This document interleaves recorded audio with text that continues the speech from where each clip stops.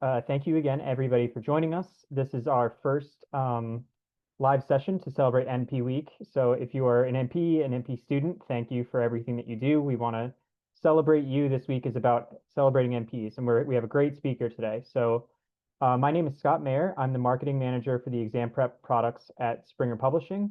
Today, we will be presenting PMHNP certification success, preparing for the ANCC and AANPCB exams with Dr. Tamar Rodney. Dr. Rodney is a board-certified psychiatric nurse practitioner. She has worked in both trauma and psychiatry. Her PhD research involved looking at the biomarkers for PTSD in veterans with traumatic brain injuries. And Dr. Rodney is also the instructor in our PMHNP video on demand review course that we have offering at Springer Publishing. Before we start, a quick reminder that this webinar is being recorded. It will be available on demand at springerpub.com/videos. It will also be on YouTube and other ways that you could look at videos. So it'll be in 5 to 7 days streaming after the live event. If you have any questions, please type them into the Q&A box or the chat box in your Zoom control panel. I'll bring them up at the end of the discussion to Dr. Rodney so we can have a quick Q&A. If you forgot to ask a question, there will be a brief survey sent around after the webinar, and you can include your question there. So with that said, let's get started, and I'll turn the presentation over to Dr. Rodney. Thank you so much, Scott, and happy NP week or future NP to our future NPs. So how about we get started with our primary objectives for this session is to look at the key differences between the two exams offered for Psych NPs, and that's the ANCC and the AANPCB exams, to look at what might be some effective study and time management strategies as you prepare. Psych NP is a lifespan exam, so we also want to look at what are some of the high yield content areas across the lifespan that you should be focused on, and then to utilize some test taking strategies to hopefully improve your performance, but more importantly, as a Psych NP, reduce any anxieties that you might be feeling as you are heading onto this journey. So with that, let's begin by looking at our first exam, the ANCC, which is your American Nurses Credentialing Center exam. And so for this exam, the structure is a total of 175 questions. Of this total amount, 150 are scored towards your results. 24 are considered pre-test questions, but you won't know which one those are. So my advice to you is to do your best at all 175. You'll have a total of 3.5 hours to complete the entire exam. And at the end of the exam, you will get a printout that will give you your results same day. So you finish your exams, you walk out the room, and you get a printout of how well you did. You will have a total of a 90-day window to take the exam. And upon successfully completing, because you'll be so very well prepared, your credentials after your degrees, whether it be MSN or DNP, will say PMHNP-BC. And this stands for Psych Mental Health Nurse Practitioner-BC. And many times students and practitioners are confused about where this goes. If you consider it your name, then your degrees, then your certification would be the last set that you have. For other detailed information about either the exam or the content, I do encourage you to visit the ANCC website, which is listed below here, which is nursingworld.org. So that's in a nutshell what you can expect for your first exam, which is your ANCC option. But next, I wanted to talk to you about what are some of the content domain areas as listed by ANCC. So from your questions, you want to think about 5 specific categories. And as you notice, the number of questions that are expected for each of these categories does correspond with the percentage weighted for the exam. So we think about scientific foundation. So you think about your 3 Ps, health assessment, pharm, and pathophys. Your second category really focuses on advanced practice skills. What are some of the things that you would be doing now as an advanced practice nurse that you probably wouldn't be doing as an RN? And this is around education, prescribing, advocacy. we look at our third option, which is around diagnosis and treatment. And as a Psych NP, you will be expected to utilize the DSM-5 TR very heavily to get to a diagnosis, but also to look at treatment options, which should or would include both pharmacological options as well as psychotherapy. Specific to psychotherapy and related theories, one expectation will be for strategies around CBT as a requirement for NCC, but there will be other psychotherapy strategies that you're expected to know and the theories related to those. And that is our least represented content domain area, but still remains critically important. And closing out category 5 are questions related to ethics, legal principles, and cultural care. These we want to think about in a more holistic sense as they would apply nationally and many times generally, but also another important area. So I'm hoping this breakdown will kind of guide how you choose to spend your energies on what area, depending on the number of questions that you're expecting to answer. So next, I want to look through what are the content area or the overview for the AANPCB exams. And this one is your American Association of Nurse Practitioners Credentialing Board exam. Very similar structure, but less questions, a total of 150 questions, with a similar structure where 135 of those questions are scored toward your results, and 15 of those are unscored or considered pre-test question. Same strategies apply. I encourage you to do your best for all 150 questions, and because you won't know which ones are not scored, you'd want to give yourself the best opportunity to make sure that you get them all right. A little bit of a less time. You have 3 hours comparatively to complete this exam, and the clinical focus remains across the lifespan, similar to ANCC. Again, you do get your immediate results, which are given to you printed to tell you how well you performed in the exam. You will have the option, if you weren't successful, to retake the exam within a 60-day window. So it gives you enough time to prep again if you needed to, and to re-strategize to retake the exam. Your credentials here, again, which will fall behind your degree or your highest degree, which would be Psych Mental Health Nurse Practitioner Certified. So you would get a C. Again, all of this in detail can be found on the AANPcert.org website, where you can read up a little bit more about additional resources that they have, as well as other information on the exam structure. Now let's look at the content area specific to the AANP exam. So we have 4 specific domain areas. And again, what this helps to do is to help guide you about the number of questions related to the percentage.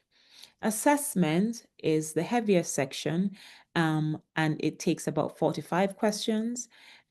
Diagnosis comes in at 28, and planning is 35, where evaluation is 27. And I'm hoping what you're seeing here is actually the nursing process that's replicated.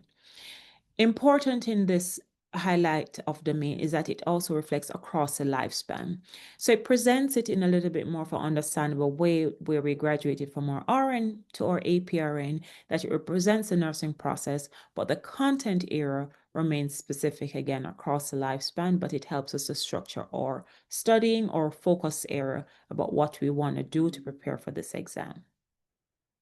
Our deep breaths as we continue. So in general, these are both exams in a nutshell. As you can see, there's many similarities with a little bit of a guide about where you should focus your energies. And again, for both, as your credentialing will be across the lifespan, should always focus across the lifespan, regardless of the domain that you're studying. So you're getting ready to study. What do you do? Where do you start? Are you probably getting ready to graduate, or you might have graduated already and you're ready to take the exam now? What I have found really useful for students is to create a 4 to 6 week plan. Get whatever material you're getting ready, and you're going to put it within a structure that this is the time I'm going to dedicate strategically to get ready for the exam. While you're getting ready for the exam, I would also encourage you to not just review, but alternating how you review content as well as doing some question practicing. So you can consider, okay, I'm going to do assessment and diagnosis, and I'm going to look at questions related to assessment and diagnosis. You can use whatever strategy that works for you, but this is one way that I think is very, very helpful, that you take it in bite-sized chunks as you go along. We all know our areas of strength, but we also know areas that we might not be as strong as. And I would also encourage you to prioritize those areas that you might feel are a little bit weaker for you. And it should go without saying, but I can also understand a very intense environment. You want to pass, the pressure is on to get out and get a real job. But always remember to prioritize rest and self-care. Our brains work better when they're rested, and we feel better about learning when we take care of ourselves, which should include our rest and our brain to make us get ready for the exam in a nice, healthy way. And I think this is particularly important as Psych NPs because we tell our patients this all the time. So what about the actual exam blueprint? What are we looking for in terms of things that I need to know? As we've seen, assessment and diagnosis are critical components, regardless of the exam strategy or the exam format you're going to take.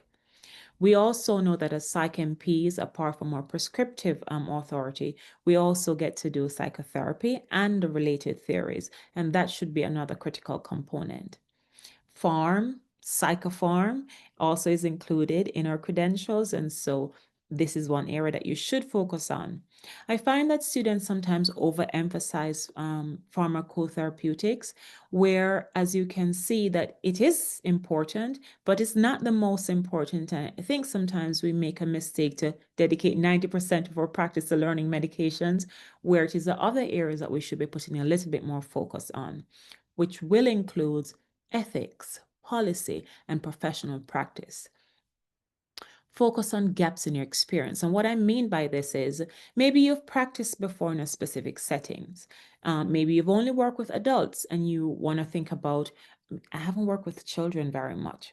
Because again, it's a lifespan exam and it's a lifespan credentials, you are expected to know literally across the lifespan. So think about the areas that you haven't worked in very well or very much rather, and try and focus on those areas to strengthen it. So you focus on what we call maybe the weaker areas or areas that you want to prioritize.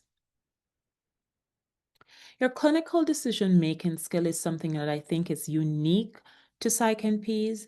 And I always think about Maslow's hierarchy or safety first as the things that I go to always, regardless of the question that it is asked. Personally, I go with, is the person safe and am I prioritizing their needs? This similar strategy, I think, will be helpful when you're doing your exam. Think about what is the priority. Just ask yourself that simple question. What should I do first? Look if there's any red flags that you should be seeing. Is this a psychiatric emergency? Is this something that can wait, or should it be addressed before everything else? Are there symptoms that you're seeing that might be familiar to you, or it might be ringing a bell to say, this sounds like a diagnosis in the DSM-5 TR? And then the final strategy before you go to say, I'm going to answer the question, what on this page doesn't look right? What would be logically not correct to answer? I think if you remember these 4 steps before you answer any question, the chances of you getting it right becomes extremely high. And what I'd love to do next is to walk through a question with you. So let's read this question together. A 24-year-old patient presents to the outpatient psychiatric clinic reporting feeling on edge. They have trouble sleeping and increased startle response since a recent car accident. The patient denies suicidal ideation, but reports avoiding driving and experiencing vivid nightmares about the crash. During the interview, the patient becomes tearful and states, sometimes I feel like it's happening all over again. And the question prompt here is, which of the following should be the Psych NP's priority initial action? And so I'm going to give you a few seconds to answer this, but what I want you to think about is, we've intentionally highlighted priority because I want you to use those strategies I just spoke about how you go about selecting your answer. And so I'm hoping after reading the options for A, initiating an SSRI to manage hyperarousal anxiety symptoms, B, to assess for dissociative episodes and risk of self-harm, C, to provide education on grounding techniques and relaxation, or D, to refer to the trauma-focused cognitive behavioral therapy. We should be hearing ding, ding, ding going off here for a correct answer of B. So if you chose B, you would be correct that we should first, as a priority, assess for any dissociative episodes and risk of self-harm.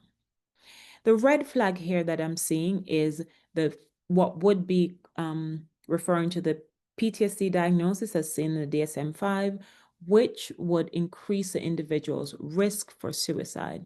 So any risk for suicide or self-harm should always be taken as a priority. A and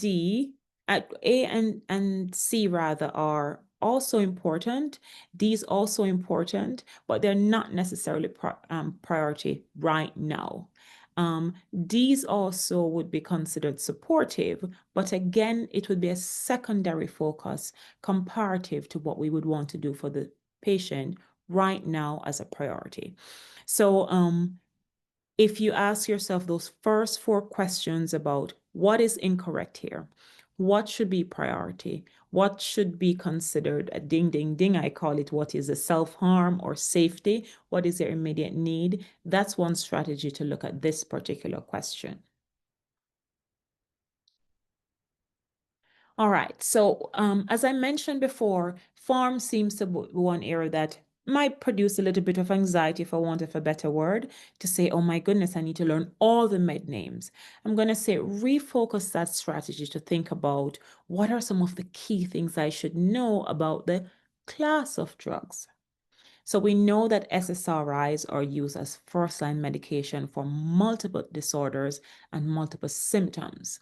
And one of the reasons that they're used is the side effect profile, which is considerably much less than many other classes of drugs. So you want to think about what is first line, what are the side effects that are best to use for this medication as opposed to a different medication. Antipsychotics is also a critical use in psych NPs, but what we want to think about are the side effects that comes with this, and usually these are the metabolic side effects as well as EPS, so your extrapyramidal symptoms. Mood stabilizers are also critical, and one of the more publicized one or more meaningful one is also an older one is lithium. And whenever we hear lithium, we should hear another ding, ding, ding about monitoring. We need to have very clear monitoring with lithium. So once you see that, you need to start thinking, okay, what are the values I need to be sure of with lithium? And another class of drugs that would be critical to know are medications related to ADHD. So we have stimulants versus non-stimulants. And what I'm saying to you, know the difference and when will be the best time to choose these. So instead of going to, I need to remember every drug name as well as the generic name and the pharmacy name, you want to think about what are the priority areas. One strategy I use is every question I see or read, I think about what is the baseline information they're trying for me to understand, and how might this question phrased 3 different ways. And so after one question, you'll actually have 4 because you've thought about what is the primary basic information that we're trying to get to. So let's look at another practice question. So here we have a 40-year-old patient with major depressive disorder and generalized anxiety disorder. They present for medication initiation. The patient reports difficulty sleeping, low energy, and decreased appetite. Their medical history also includes irritable bowel syndrome with frequent diarrhea. And the question here is, which SSRI would be the best initial choice for this patient? So from our list, we have A, sertraline or Zoloft, B, paroxetine or Paxil, C, fluoxetine or Prozac, or D, citalopram or Celexa. So we have SSRI, and then we said, we're thinking about the side effect profile. We're thinking of the patient's symptoms. I'm hoping that you're going to choose Paxil because of the profile that it has to help an individual lessen their anxiety, as well as to the anticholinergic effects, as well as the sedating effects that it might have. So we're not helping just one symptom, but two.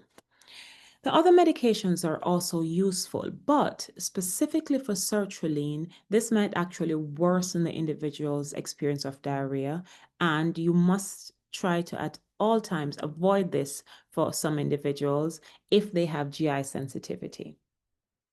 Citalopram also, it is well tolerated, but is sometimes less effective for individuals with anxiety symptoms. So the strategy you want to use when looking at a question where these are all SSRI, and we said that their side effect profile is good, you want to look at the SSRI profile. What are the side effect profile, but how does that match with the symptom pattern? But for this patient specifically, you want to think about, are there any comorbid conditions that might be exacerbated with the medications that we've chosen for them? And in this case, what we have is IBS. So while we're looking at SSRIs as good options, we're thinking about, well, we have great options, 4 great options actually, but what is the best option for this patient? And this would be contingent on not just the side effect profile or the symptoms that they're having, which is difficulty sleeping and low energy, but their comorbid condition. So not a trick question, but just to take a minute to look at the entire question before you choose an answer. And the side effect profile here, which would be critical for choosing the best option, which will be paroxetine. All right, so hopefully we're getting into the mode of this, and we're seeing how we can strategize outside of knowing very specific medication names. So the other side of PsycMP outside of prescribing is I call it the other half, which is looking at therapeutic modalities. Required in your training will be CBT, but additional ones that are considered are DBT, family systems. Sometimes we have MI, sometimes we have brief therapy. What I want you to focus on is, what is the primary reason that we use CBT? And one of the primary things for CBT is cognitive restructuring. What is a primary underlying rationale for DBT? And this is emotional regulation. Family systems therapy looks at communication, and brief therapy looks towards solution focused. So I understand this is 2 words and 1 word, but what I'm asking you to do is to think about, for each of the modalities that you're going to focus on for studying, what is the outcome that would be useful for a patient or a scenario or a family that you'd want to spend some time on. Another aspect of your role that is less spoken about, but as an advanced practice nurse, is an expectation. This is your professional role and your role in advocating and utilizing policy. Key for the exam, because both exam content is nationwide, you will want to make sure you are aware of your scope of practice, that it varies by state, which means that while our credential is the same, the way we practice might be nuanced or different. We also want to always practice as guidelines by HIPAA, always include informed consent, and that documentation is critical. We do have a saying, if it's not written, it's not done, but I think this is an extension of your documentation should be reflective of not just how it's done, but in a way that is highlighting your professional role and be advocating for the patient, as well as adhering to policies for your state. One of your other role is leadership and advocacy. As an APRN, you're an advocate for your patient, you're an advocate for their family, you're an advocate for the profession. And depending on where you're working, billing and coding may be a part of your practice, but at minimum, you should be aware that billing and coding is attached to your NPI number and is a part of your professional role and responsibility. So let's look at those two pieces and put that together in a question. And our next question is, a PsycNP is starting a new telepsych service and plans to provide medication management for patients across several states. The PsycNP holds active licensure in Maryland and a compact license allowing practice in select states.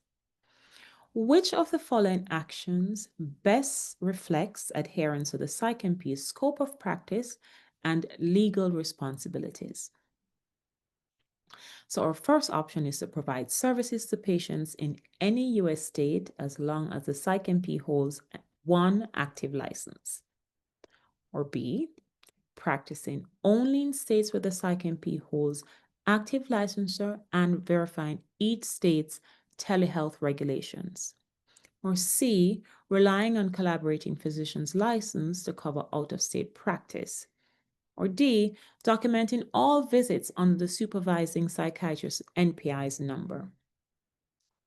So your answer here, I'm hoping that you would all know by now that it needs to be B, practicing only in states where PsycNP holds active licensure and verifying each state's telehealth regulation.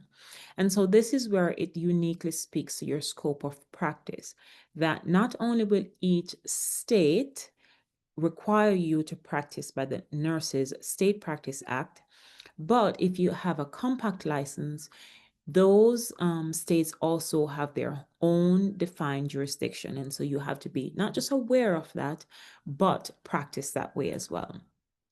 Additional to your role, we spoke of your HIPAA legalities. So you should always practice confidentiality across all telehealth platforms and ensuring that the mode that you're using complies to those confidentiality laws. Part of what we just spoke about is your role as a leader and an advocate. And so ensuring compliance and that the mode in which you're practicing your telehealth or your telepsychiatry service adheres to those is also critical because you're advocate for the patient, and you also need to practice in an ethical way. For billing and coding, the last option for all NPs, all billing and all coding and all documentation should be under your individual NPI. And so whether you are in a state that allows for supervising psychiatrists or another version where you're being supervised by a senior PsycNP, at the baseline, what you should know that you are still responsible for all billing and documenting under your individual NPI number. So that is critical. So if you don't know what your NPI number is, it's going to be coming up very soon when you get certified as a PsycNP, but a part of your role to say, regardless of what your state laws are around how you practice independent or supervise, documenting billing remains under your NPI. All right, so just to close out a few tidbits I would want you to be always be mindful of. Read the question fully before you answer. Look for those keywords: initial, priority, best response. Think to yourself, what do I do first? What should I do right now? And then eliminate those things that you think are distractors, like this definitely doesn't fit, or I know this is important, but it shouldn't be what I'm doing right now. And then look at what the rationales are. While you're practicing, what is the rationale for why I'm doing this? Is it just to provide telehealth for everyone, or should I be looking at my state practice laws? What is the rationale that the question is trying to get to hold me accountable to? And key, you're in an environment where the pressure is on to pass your exam, and that's what we want for all of you. We don't have enough PsycNP, so we want all of you to pass the exam the very first time.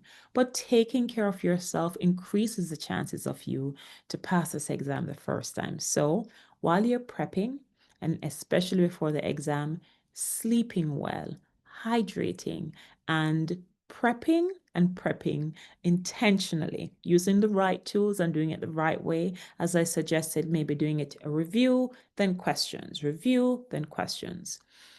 Think about deep breathing, being intentional about how you pace yourself. If you want to do a 4-week plan or a 6-week plan, do the version that works best for your life right now. Be confident. You are going to pass this, but so approach your studying with confidence, and afterwards reflect and reset. Pass these steps on to someone else. Think about what worked really good for you. If you're an educator, this is one of the ways you can help others to say, this is how I prepared. This might be useful for you. But I think going through this process, just be mindful about how you approach the exam before, what you do during, and the mindset that you approach it with increases your chance of passing your exam successfully. On the exam day, because we don't want to forget anything, we arrive at the exam and we're like, oh my goodness, I'm ready in my brain, but I don't have the things. Bring your ID, bring the confirmation email to say, yes, I am the person who should be doing this exam. Get there early, avoid all the traffic excitement, and manage your time during the exam. You will have either 3 hours or 3.5 hours to do the exam. Manage your time well, flag the questions that you might think needs a second thought, and trust that you have prepared and that you will absolutely do well. So if you've put in that time, the results will show that you are and ready to be a practicing Psych NP because you would have passed your exam. As I said, approach it with confidence because you've put in the work and you're about to get the results. So final tips and encouragement as you leave us and you continue on the journey to prepare. Study smarter, not harder. Like I said, use the time that works for you. Put it into weeks, put it into questions. Focus on how you understand what's the question asking you. Write another question for yourself after you see the first one. And lastly, confidence is not accidental. What it really is preparation with consistency.